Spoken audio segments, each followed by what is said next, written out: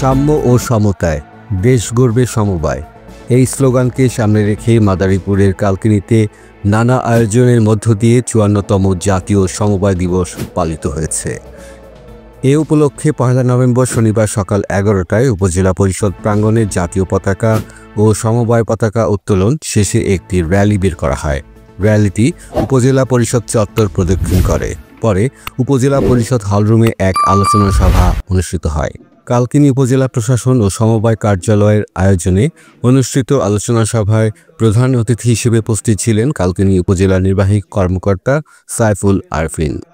কালকিনি সমবায় অফিসার মোহাম্মদ মনির হোসেনের সভাপতিত্বে অনুষ্ঠানে বিশেষ অতিথি হিসেবে উপস্থিত ছিলেন ফাঁসিয়াতলা কোঅপারেটিভ ক্রেডিট ইউনিয়ন লিমিটেডের সভাপতি আব্দুল মান্নান।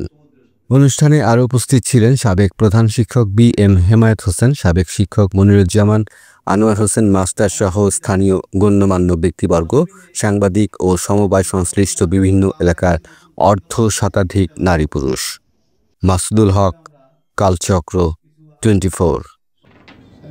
আজকে প্রতিটা দিন কালকিনির বিভিন্ন স্থান থেকে আগত চিন্তা করেন দেখবেন সব জায়গায় কিন্তু সমবায় আছে। যেমন